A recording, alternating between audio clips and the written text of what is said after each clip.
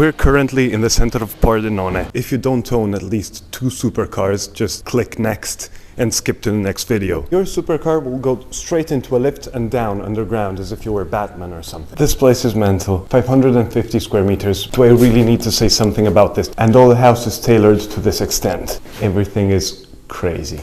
Do you see that? It took 6 years. This marble here comes from Texas. It's the sweetest thing I've ever cuddled. I'm really having a problem here because I have no clue on how I can handle a presentation. There's a 3D tour. Find your way through this house. What is this? Did you ever see something like this? Everything is mental.